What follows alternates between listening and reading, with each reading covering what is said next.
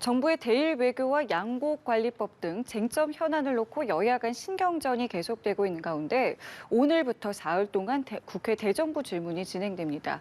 첫날인 오늘은 외교, 정치, 통일, 안보 분야 질문이 예정돼 있습니다. 이런 가운데 윤석열 대통령 4.3 추념식에 불참하면서 민주당의 비판의 목소리는 높아지고 있습니다. 관련 내용 포함한 정치권 이슈들 장해찬 국민의힘 청년 최고위원, 권주용 전 더불어민주당 비대위원과 함께 짚어보겠습니다. 어서 오십시오, 두 분. 안녕하세요. 안녕하십니까? 자, 오늘 오후 국회 대정부 질문을 시작으로 4월 임시국회가 본격적으로 시작이 됩니다. 오늘 정치, 외교, 통일, 안보 분야 질문이 예정돼 있는데 벌써부터 공방은 쟁쟁할 것이다라는 보도는 일찌감치 나왔고요. 또 오늘 핵심 쟁점 어디 있다고 보시는지요? 아무래도 이제 외교 분야 관련해서 한일 간의 문제라던가 또는 네. 최근에 민주당이 주요 공세 포인트로 잡고 있는 거는 후쿠시마 수산물 문제인 것 같은데요. 저는 그 부분에 대해서 야당이 충분히 질의도 할 수 있고 정부에 대해서 비판도 할 수 있다고 생각합니다. 네. 다만 이 근거 없는 선동이 되어서는 안 된다. 과학적인 어떤 근거에 걸맞은 질의가 이어졌으면 좋겠는데 대통령실에서 이례적으로 3번이나 후쿠시마산 수산물 국내로 수입할 일 없다라고 도장을 찍었잖아요. 네. 그러면 이제 그 수산물 문제는 대통령실이 입장을 밝힌 만큼 다른 차원의 문제. 예를 들면 지금 일본이 후쿠시마 오염수 방출을 아마 준비하고 있는 것 같은데 여기에 어떤 국제적 검증을 할지 그리고 이 검증을 요구할 때 야당만 요구하는 것보다 여야가 합심해서 결의안도 내고 대한민국 전문가가 검증 과정에 참여해야 된다 이런 조건을 내는 게 훨씬 협상력이 더 높아지는 길인 거잖아요. 네. 그 부분에 대해서 야당도 비판을 하면서도 정부 여당과 협업해야 될 부분들이 분명히 있습니다. 여당 입장에서도 야당과 같이 결의안을 내고 협조해야 될 부분이 있기 때문에 이걸 가지고 이제 반일 선동으로 한몫 잡았다. 이참에 우리가 지지율 계속 더 떨어뜨리겠다. 이런 식의 이 수준 낮은 질의가 아니라 정말 국민의 안전을 담보할 수 있는 정책 질의가 오갔으면 좋겠다는 바람이 있는데요. 언제나 그렇듯 제 바람은 그냥 바람으로만 끝날 가능성이 높습니다. 아직 수준 낮은 질의를 한 건 아니니까요. 오늘 핵심 쟁점 어디에서 나올 거라고 보시는지요? 제가 의원들의 그 질문 요지를 보니까 크게 두 가지던데 예. 하나는 지난번에 이제 헌법재판소의 판결이 있었지 않습니까? 그 이후에 법사위는 있었지만 대정부 질문이 있지는 않았습니다. 그러다 보니까 초법적 시행령을 앞으로 어떻게 할 것인가 이것과 관련된 질문이 또 주요하게 있고요. 두 번째로는 장해찬 이사장께서 이야기하신 대로 외교 관련한 것인데요. 그러니까 지금 윤석열 정부는 수산물 관련해서는 수입하지 않겠다라고 네. 했지만 네. 오염수 방류와 관련해서는 제대로 된 입장을 안 내고 있어요. 그러니까 사실은 그 이제 현 국토부 장관인 원희룡 장관도 제주지사인 시절에 한 방울도 제주 앞바다로 오염수가 오지 못하게 하겠다라고 말할 만큼 되게 강경하게 대응했던 것입니다. 근데 지금 여당이 된 다음에 여기에 대한 제대로 된 입장을 밝히지 않고 있어요. 그건 국민들이 보기에는 뭐냐면 되게 일본에게 저자세로 이 문제를 대응하고 있구나라고 여길 수밖에 없는 부분이라 여기에 대한 정부의 입장이 무엇인지와 그리고 한일 외교 다음에 일본 교과서 왜곡 관련해서도 어쨌건 진행이 되었고 거기와 관련된 어떤 정부의 대응은 무엇인가 이런 걸 물을 수밖에 없을 것 같습니다. 그러니까 주말에도 한일 정상회담 국정조사 관련해서 공방을 계속했단 말이죠.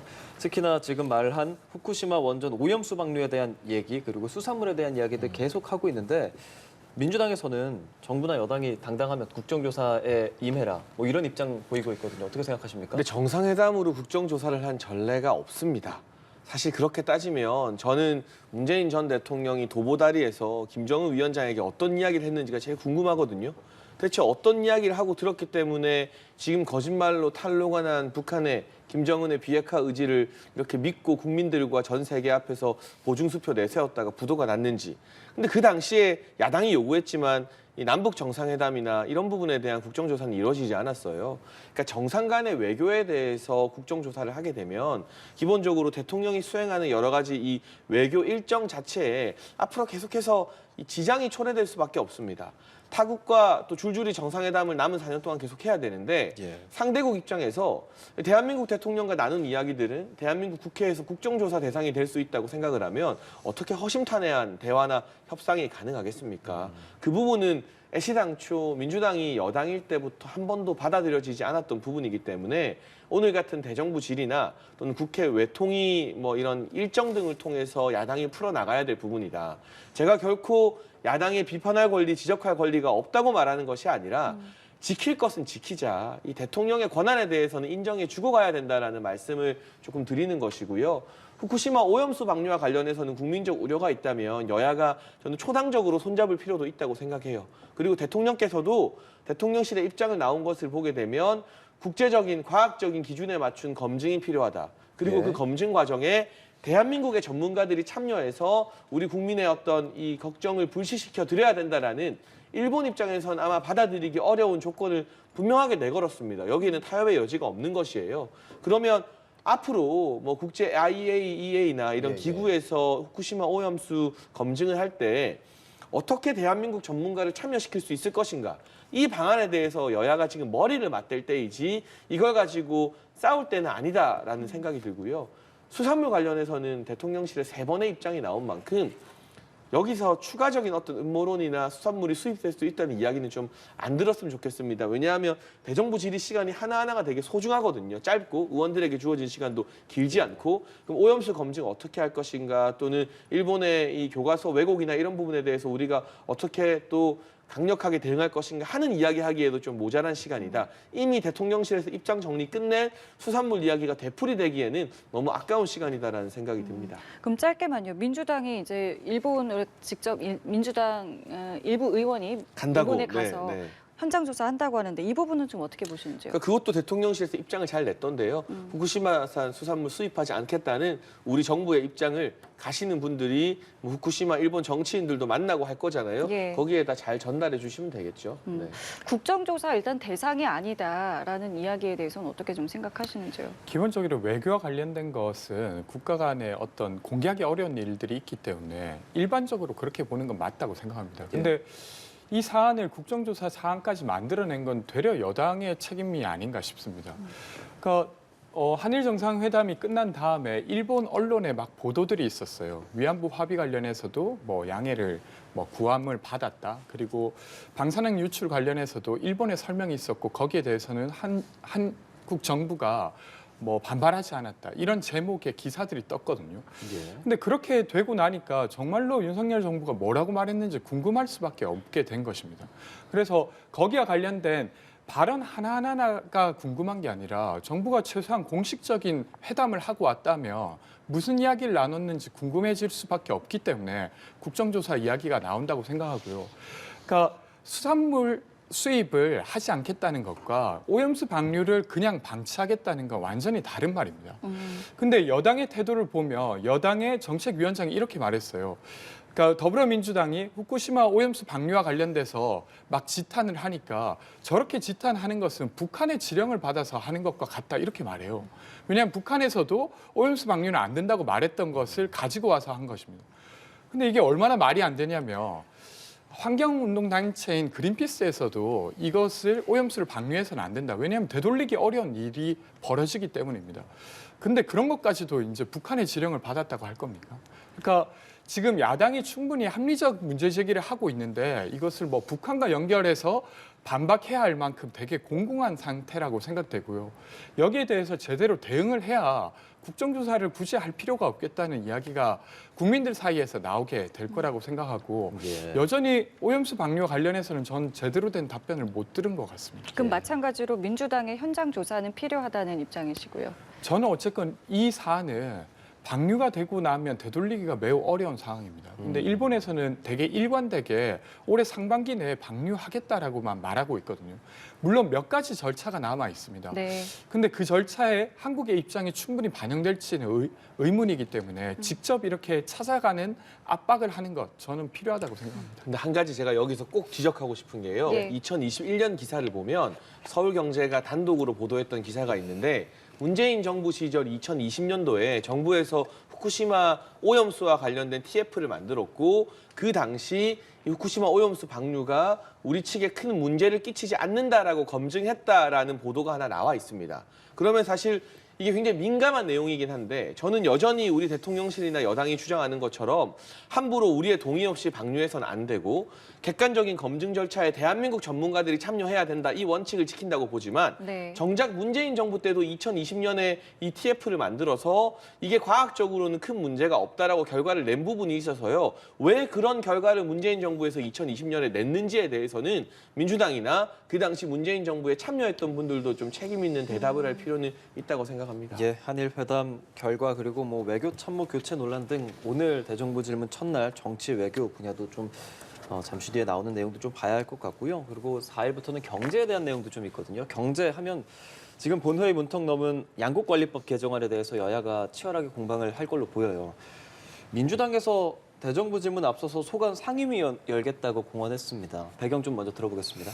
일단 양국관리법은 대통령의 거부권이 행사될 거냐 말 거냐가 이제 남아 있는 상태지 예. 않습니까? 그렇죠. 그리고 민주당 입장에서는 어쨌건 쌀값 하락에 대한 어떤 적극적 조치로서 양국관리법이 필요하다는 주장을 계속하고 있습니다. 예. 그것을 잘 알리기 위해 상임위를 열었다고 저는 생각하고요. 여기에 대해서 반박할 게 있다고 하면 정부는 정부의 루트로 반박을 하면 된다고 생각하고 어쨌건 거부권이 행사되게 되면 그 역시 또 국민들의 논쟁거리가 될 거라고 생각합니다. 그 과정에서 무엇이 옳은지 논의되지 않을까 싶습니다.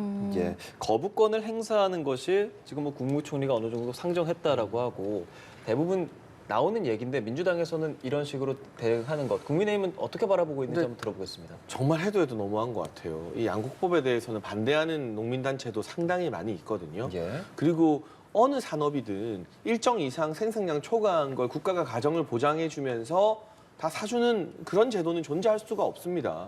예를 들면 제가 방송 출연이 적어졌다고 해서 국가가 제 출연료를 보장해 줍니까? 그렇지 않죠. 그리고 지금 우리나라에서 식량 안보 차원에서도 지금 자급자족이 부족한 부분은 콩과 밀이에요. 그러면 식량 안보가 중요하다는 논리대로라면 쌀 생산량을 늘릴 게 아니라 콩과 밀 생산량을 늘리는 방향으로 정책을 설계해야 되는 것이고요. 기본적으로 지금 많은 농가에서 우수한 품종의 쌀을 개량하고 개발하기 위해 노력하고 있는데 지금 양곡관리법이 통과되어서 그냥 양을 초과하게 되면 일정 가격 다 보장해주면 이제까지 이 쌀의 어떤 질 향상을 위해서 노력해왔던 농가들은 다 바보가 되는 겁니다.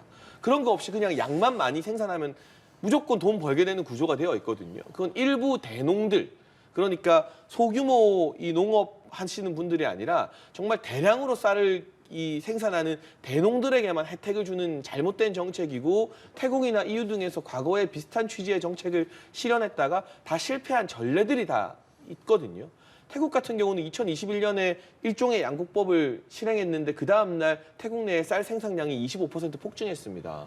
그리고 태국 정부가 지는 부담이 매년 한 15조 원 가량 된다고 하고요. 우리도 이게 매년 1조 원 이상의 추가 세수 수요가 증가하게 되는 일인데 이걸 감성적으로 접근할 것이 아니라 정말 과학적으로 농민들에게도 더 도움이 되는 방향으로 머리를 맞대고 정책을 짜야 되는 거 아니겠습니까? 그리고 한 가지만 더, 이 양국법이 정말 절실하고 이렇게 밀어붙여서 통과시켜야 될 만큼 좋은 정책이라면 왜 문재인 정부 때는 안 했냐는 질문을 드릴 수밖에 없어요. 그때는 우리가 거부권 행사할 수도 없었죠. 정부가 민주당이었으니까. 의석도 민주당이 더 많이 가지고 있었잖아요. 2020년부터 22년까지 2년 동안. 그때 통과시킬 수 있었는데 왜 이걸 안 하다가 야당되니까 하자는 건지, 이 부분에 대해서는 이게 정쟁이 아니라 정말 이 국가와 농업의 미래를 가지고 좀 진지하게 토론하는 절차들이 있었으면 좋겠습니다. 예.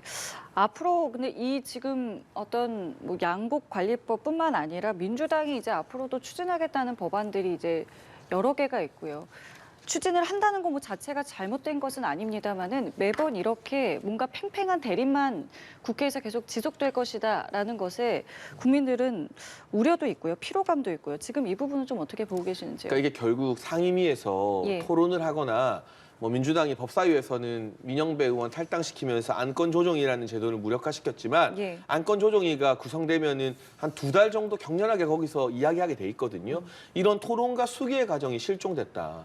민주당 의석수 믿고 지금 막무가내로 밀어붙이는 게 양곡관리법 하나만 있는 게 아니라요. 대통령의 대법원장 임명을 박탈하는 권한이라던가 또는 뭐 방통법 개정안 등등 결국 그렇게 좋은 법안이면 왜 자기들 여당일 때는 안 했느냐라는 질문을 받을 수밖에 없고, 기본적으로 특정 법안 하나하나의 문제가 아니라 쟁점법에서 여야의 합의가 이루어지지 않는다면 대통령은 계속해서 거부권을 행사할 수밖에 없습니다. 그게 행정부의 어떤 원칙이 될 수밖에 없고, 그렇다면 이제 국민들께서 판단하시겠죠.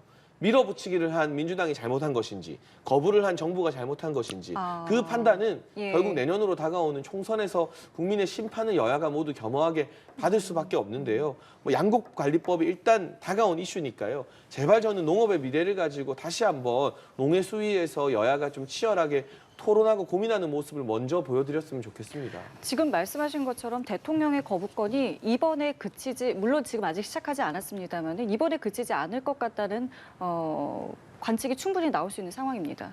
황당한 이야기죠. 그러니까 사실은 거부권을 행사하기 이전에 야당의 대표를 만나서 이 법안은 이러저러한 우려가 있으니까 법안으로 만들기 이전에 정부가 이렇게 노력하겠다. 사실 양곡관리법 관련해서는 농민분들의 되게 오래된 요구입니다. 물론 거기에서 반대하는 농민들이 없는 건 아니지만 사실은 쌀 값이 너무 출렁이니까 여기에 대한 대책을 내달라고 하는 거고 쌀 가격을 안정화시키기 위해 공급을 줄이는 조치도 함께 하자는 것입니다. 그래서 쌀 농지를 점차 줄여가고 근데 그럼에도 불구하고 쌀이 공급이 늘어나서 가격이 폭락하는 문제를 좀 사전분에 방지하자라는 것이라서 근데 이런 요구를 그냥 무시한 채 이건 야당의 폭주다. 나는 거부권 행사하겠다 이렇게만 할 부분은 아니라고 생각하고요. 그러니까 역대 대통령들이 다 야당 대표를 만나왔던 거 아닙니까? 근데 왜 윤석열 대통령 아직까지 야당 대표 한 번도 안 만나지 않았습니까? 왜 안 만납니까? 만나서 이야기를 하면 될 일을 가지고 되려 이렇게 문제를 만들고 있기 때문이라고 말씀드리고 싶고요. 예를 들면 노란봉투법도 이제 본회의에서 이야기가 될 텐데 네. 하청노동자와 관련된 이야기입니다. 정부의 하청노동자의 대책이 무엇인지를 제시하면서 이 노란봉투법은 안 된다고 해야 될 부분이지 그냥 국회가 밀어붙이는 거 우리는 거부하겠다 이렇게 할 수는 저는 없다고 생각합니다. 그래서 이 사안이 뭐 간호법이라든지 방통법이라든지 이런 것들이 다 논쟁거리라서 제대로 논쟁하기 위해서 사실은 만남을 하거나 이렇게 하면 될 텐데 그것은 하지 않은 채로 하니까 되려 이렇게 격하게 거부권을 행사하고 국회는 다시 법안을 뭐 수정한다든지 이런 방식으로 다시 올리고 예. 이렇게 되지 않는가 싶습니다. 예, 알겠습니다. 오늘 4월 3일입니다. 제주 4.3 추념식이 있는데요. 윤석열 대통령은 불참합니다. 불참하게 되고요. 지금 대통령실에서 낸 입장을 보면 한덕수 국무총리 그리고 원희룡 국토교통부 장관이 참석하는 것으로 전해졌거든요.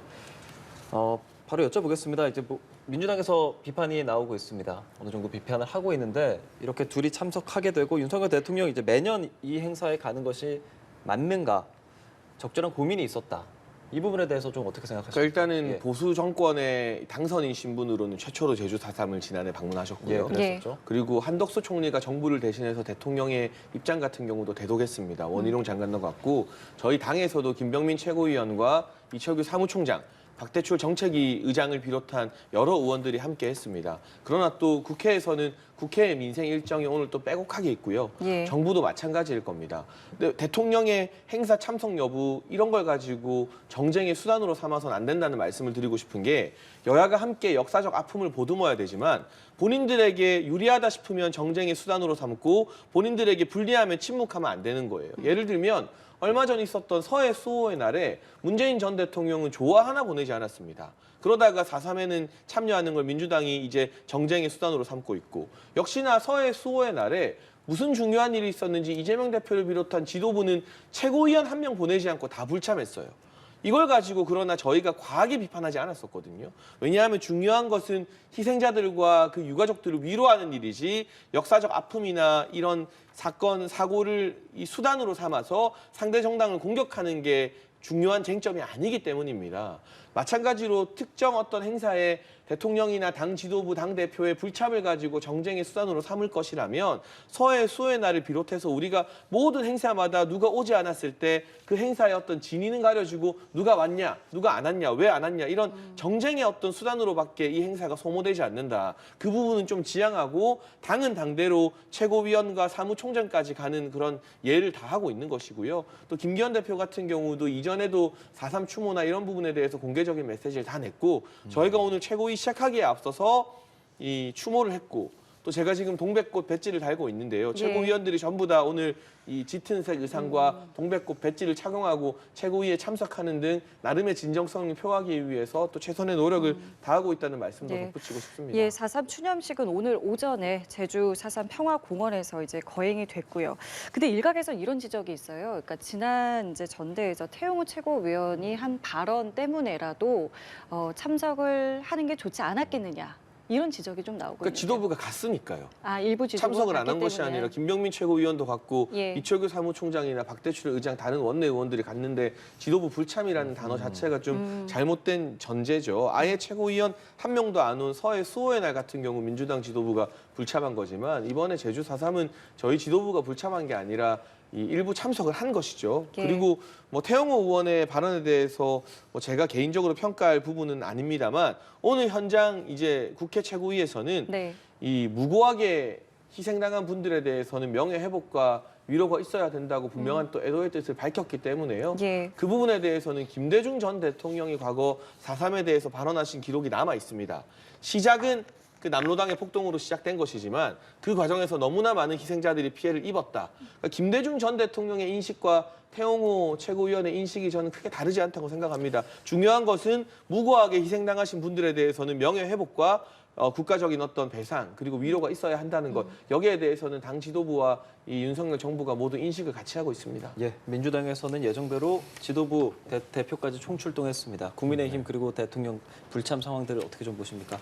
대통령의 모든 행사에 매년 갈 수는 없죠. 예. 그걸 바라는 국민들은 없을 거라고 저는 생각합니다. 근데 사실 이번에 그 불참의 이유가 해외 순방 준비하고 일정상의 문제라고 밝혔는데 사실 며칠 전만 해도 대구에 가서 야구장에서 시구까지 했던 분이 이번에 불참한다고 하니까 국민들은 의아할 수밖에 없다고 생각하고요.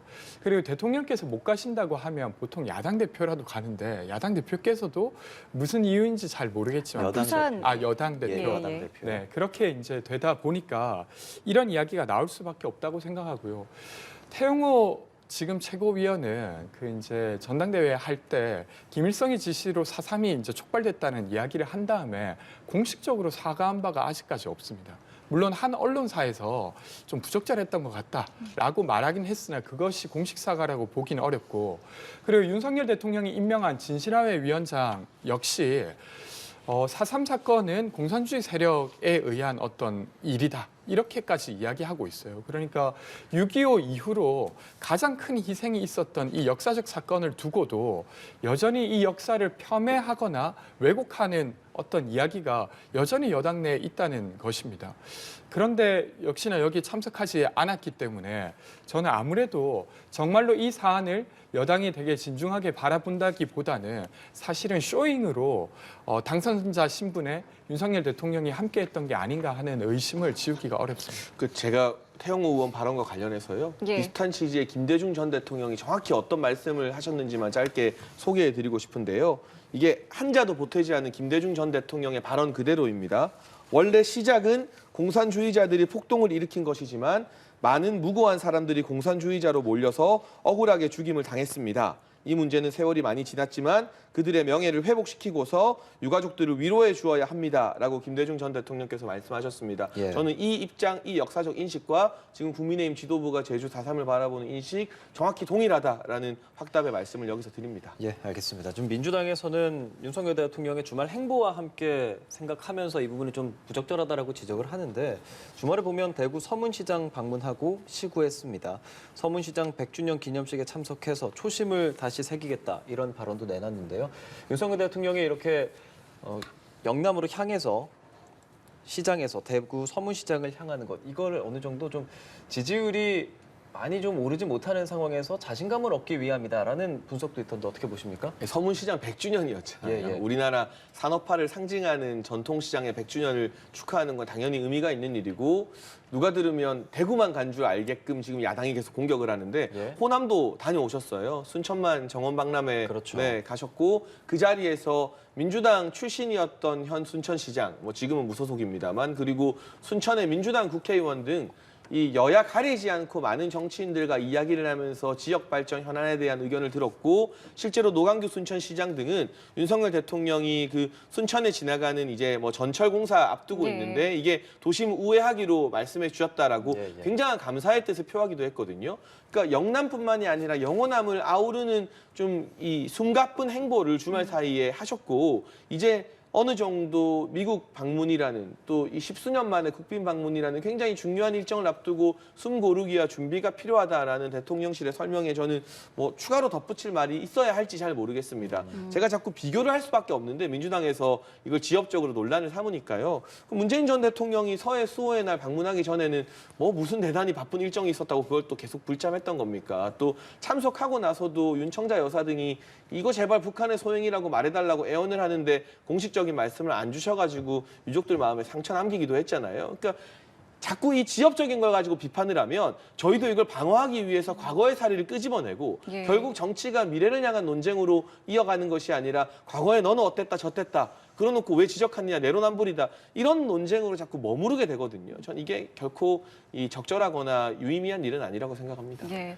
이 자, 과- 예, 네. 말씀하시죠. 과거에 민주당이 잘못한 게 있다고 하더라도 지금 현 대통령이 잘못하는 걸 지적하지 말아야 하는 건 아니잖아요. 그래서 뭐 그건 좀 분리해서 이야기해야 될 것 같고요. 저는 윤석열 대통령께서 진영의 대변자를 계속 자처하신다는 생각이 듭니다. 물론 이번에 호남에도 방문하신 게 맞긴 합니다만 당선된 이후에 대구에는 벌써 3번째 방문이고 대구에 가서는 시민들을 직접 만나면서 막 손을 마주잡고 이런 일을 했습니다. 순천에 가서는 그런 어떤 도열을 해서 막 만나거나 그런 일은 없었어요. 그리고 윤석열 대통령께서 대선 그러니까 당선되기 전에 같이 갔던 걸 다 쳐보면 한 6번 정도 대구에 방문을 했습니다. 그러니까 다른 곳에 비해 아무래도 많이 가고 있다는 의심은 할 수밖에 없다고 생각되고요. 윤석열 대통령이 연초에 인터뷰를 했었는데 그 인터뷰가 조선일보와의 단독 인터뷰였어요. 그때 제가 진영의 대변자가 아니라 국민의 대표가 돼달라라고 이야기 드렸었는데 이번 대구시장의 이 방문이 또 어떤 진영의 대변자로 돌아가는 게 아닌가 하는 의심이 들고 그것을 뛰어넘으시는 대통령이 되기를 여전히 바랍니다. 제가 짧게만 반론하면 예, 짧게만 윤석열 부탁드리겠습니다. 대통령이 정치 선언하고 처음 인터뷰를 한 매체가 한국일보였거든요. 근데 한국일보랑 첫 인터뷰하면 중도의 대변자가 되는 거고 조선일보랑 하면 보수의 대변자가 되는 겁니까? 저는 그런 식의 분석에는 동의하지 않는다 짧게 언급을 하고 싶습니다. 자, 그렇다면 예. 저희가 이번에는 윤 대통령의 지지율은 그렇다면 지금 어떤 모습을 보이고 있는지 그 흐름을 좀 살펴보겠습니다. 4주 만에 소폭 반등을 성공을 했다라는 것인데요. 일단 61.6%는 부정, 그리고 긍정은 36.7입니다. 윤 대통령의 지지율에 대해서 참 저희가 여러 추세를 가지고 이야기를 했습니다만은 뭐 하락 추세가 어쨌든 여기서 좀 멈춘 거는 맞습니다. 지금 이 지지율을 어떻게 좀 분석을 하고 계시는지요? 일단 저희 지도부 출범하고 참 힘든 한 달을 보냈는데요. 예. 네, 뭐 한일 정상회담과 관련된 야당의 반일 공세도 매우 거셌고요. 예. 그리고 근로기준법 개정안과 관련해서 고용노동부가 제가 봤을 때는 굉장히 미흡한 소통 절차를 거치고 좀 일찍 이걸 발표했던 것 같아요. 저희 당이 했던 소통의 노력들을 충분히 거치고 난 다음에 법안을 이제 만들고 발표했어야 되는데 그런 엇박자가 나면서 힘든 한 달을 정부와 당이 함께 보냈습니다만 이제는 어느 정도 뭐 아주 조금이나마 반등을 했다는 건 그렇다고 저희가 안심하겠다라는 것이 아니라 네. 이걸 이제 타산지석 또 교훈을 삼아가지고 정부도 그렇고 당도 그렇고 어떤 정책을 국민들께 알려드릴 때 정책을 발표하고 나서 부정적인 반응이 나오자 소통을 하는 것이 아니라 먼저 정말 진정성 있는 소통의 행보를 보이고 나서 정책을 발표해야겠다라는 걸 좀 깨달았다라고 말씀을 드리고 싶고 예. 대통령께서도 거듭해서 당정 간의 협력 그리고 정부가 작은 정책이라도 발표하기 전에 반드시 당과 상의하라는 별도의 지시를 2차례나 내리지 네. 않았습니까? 이제 새 지도부가 출범하고 주도권을 잡아가는 만큼 당정 협의가 상설화된다면 이전처럼 정부가 먼저 국민적 염려를 자아내는 정책을 발표하고 뒤늦게 당이 나서서 진화하는 그림이 아니라 당이 주도권을 가지고 소통과 이 어떤 여러 가지 이 조사를 먼저 한 다음에 네. 정책을 충분히 수기한 다음 발표하는 어떤 시스템이 구축될 거라고 생각을 합니다. 예. 지지율 그래프 권 비대위원도 같이 보셨잖아요. 대통령에 대한 지지율도 봤고 당에 대한 지지율 민주당이 1.7%포인트 올랐고 국민의힘이 0.8%포인트 내린 지지율이었는데 이 정도 수치가 어느 정도 유의미하다. 그리고 민심의 흐름이 좀 바뀌고 있다. 뭐 이런 식으로 좀 유의미하게 보고 계시는지 궁금합니다. 우선 최근의 지지율은 뭐 정당에 대한 평가가 핵심이라기보다 윤석열 정부에 대한 평가가 우선적으로 영향을 미치면서 다른 정당에 대해 영향을 따라 미쳤다고 저는 보이는데요. 제가 앞서 이야기도 해주셨지만 한일 정상회담이 되게 굴욕적으로 끝나고 그 이후에도 제대로 된 일본의 호응을 받지 못하면서 이것이 영향을 미치는 게 하나 있고, 두 번째는 69시간, 주 69시간 노동 관련한 건데요. 예. 사실 고용노동부는 정부의 어떤 구성원입니다. 근데 마치 고용노동부가 독자로 뭔가 문제를 일으켰다는 식으로 계속 이야기하는데, 뭐 취임 초면 제가 이해를 하겠습니다만 저는 전혀 그렇게 보이지 않고 정부 자체가 되게 오락가락하게 뭔가 정책을 시행하고 있는 게 이번에도 드러났고, 결과적으로 이 노동자들의 삶의 현실을 제대로 이해하지 못하는 모습으로 결론이 나서, 물론 이제 전면 재검토하겠다고는 했지만 뭔가 국민의 삶을 공감해주진 못했던 것 같아요. 그래서 저는 지지율이 뭐 반등이라고 소개하시긴 하셨습니다만 크게 오를 이유가 없어 보인다. 그래서 물론 이제 고정 지지층 분들이 계셔서 더 떨어지진 않을지 몰라도 저는 더 오르기는 어렵지 않을까 싶고요. 정당 지지율 관련해서는 사실 민주당은 좀 상대적으로 반사이익을 보고 있는 상태긴 합니다. 특히나 한일 회담 관련한 어떤 정부의 실책으로 그 어떤 이익을 보고 있다고 생각되는데, 저는 이것만으로는 민주당 지지율이 계속 오르거나 유지되기가 어렵다고 생각하고요. 그래서 주 69시간제 대응해서 뭐 주 4.5일제, 그러니까 한국의 노동 시간이 연 평균 뭐 1900시간을 일하고 있는데 이걸 어떻게 줄여나가겠다는 어떤 로드맵을 밝힌다든지, 아니면 뭐 전세 사기 문제라든지 청년들이 관심 갖고 있는 이 문제에 대한 해법을 내놓음으로써 민주당이 지지를 얻어야 그것이 좀 확고한 민주당의 지지로 연결될 것 같습니다. 알겠습니다. 자, 이번에는요, 여야 새 원내 사령탑 이야기를 좀 두 분께 여쭤보겠습니다. 국민의힘은 이번 주, 그리고 민주당은 이번 달 내로 원내대표 선출을 하게 되는데요. 각 당의 분위기 두 분께서 각각 어떻게 지금 느끼고 계시는지 듣고 대담 마무리하겠습니다. 일단 국민의힘 현재 지금 2파전이잖아요. 분위기 네. 좀 어떻게 흘러가고 있습니까? 네, 누구도 예측하지 못하는 선거가 원내대표 선거라고 하는데 예. 이번 원내대표 선거에는 소위 말하는 뭐 특정 계파나 특정 모임의 지원은 뚜렷하게 나타나지 않습니다. 왜냐하면 김학용 의원이나 윤재혁 의원 모두 다 이 윤석열 정부와 이 함께 호흡을 맞춘 분들이기 때문에 뭐 지역적인 부분이 좀 중요한 분수령이 될 것 같고요. 근데 이제 김학용 의원 같은 경우는 경기도 수도권 출신이다라는 것을 강점으로 내세우고 있고, 네. 반면 이제 윤재혁 의원 같은 경우는 지금 지도부에 오히려 이 TK 출신이 적기 때문에 그것이 하나의 강점이 될 수도 있고, 지난 대선 과정에서 이 상황실장으로 근무하면서 네. 정말 어려웠던 대선을 잘 이끈 경력을 보여줬기 때문에 그 부분에 대해서는 좀 더 신뢰를 받지 않는가. 각자의 강점이 뚜렷하기 때문에 섣불리 예측이 안 됩니다만, 뭐 어느 분이 되시더라도 저는 원활하게 이 원내 사령탑 역할을 잘 수행할 거라고 보고 있고요. 지금 국민의힘의 원내대표보다는 민주당 같은 경우는 당직 개편을 했는데 핵심이 사무총장을 교체하지 않으면서 그 부분 또 계속 논란이 이어지고 있잖아요. 네. 다음 원내대표가 친명계가 되느냐 비명계가 되느냐, 민주당은 이제 개파 대리전 양상이 되는 것이고 국민의힘은 이제 당 내부에서 친윤이 아닌 분들 없다라는 공식적인 입장이 여러 차례 나오고 있기 때문에 누가 되더라도 뭐 친윤이 아닌 사람이 됐다, 뭐 친윤이 됐다, 이런 개파 이야기는 어쨌든 안 나올 것 같아요. 반대로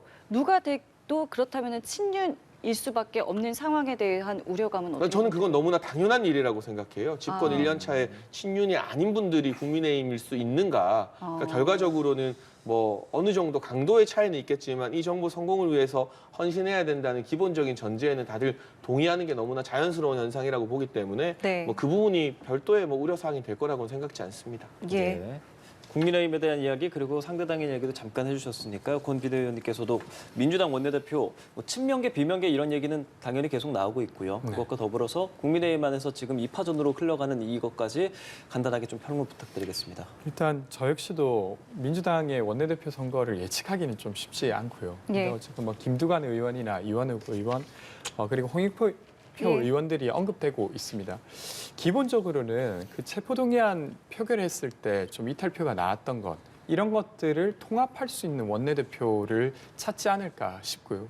저는 여기에 대해서 조금 더 부탁드리고 싶은 것은 어쨌건 작년에 대선을 치고 새로운 민주당을 바라는 국민들이 있습니다. 근데 이 국민들에게 좀 호응할 수 있는 원내대표, 그런 일을 할 수 있는 원내대표를 찾는 것이 저희가 총선에서도 이기고 더 나아가 새로운 민주당이 만들어지는 데 되게 필요하다는 생각은 들고요.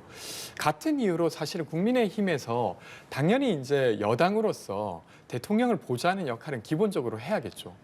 근데 이제 대통령께서 조금 잘못하고 계실 때는 조금 견제할 수 있게, 건강하게 견제할 수 있게 의견을 낼 수 있는 분이 국민의힘의 원내대표가 된다고 하면 국민들 입장에서 더 안정적으로 보일 것 같은데 그런 이야기는 안 되고 있는 것 같습니다. 그래서 되게 윤석열 대통령의 줄 세우기에 잘 줄 서는 원내대표가 된다고 하면 그 내부에서는 선거에는 유리할지 몰라도 결과적으로 총선이나 아니면 향후에 국가 전체를 통합하는 것으로서의 여당의 역할은 잘 하지 못하지 않을까 싶습니다. 알겠습니다. 저희 두 분 말씀 오늘 여기서 마무리 짓겠습니다. 지금까지 장해찬 국민의힘 청년 최고위원, 권지웅 전 더불어민주당 비대위원과 함께했습니다. 두 분 고맙습니다. 잘 들었습니다.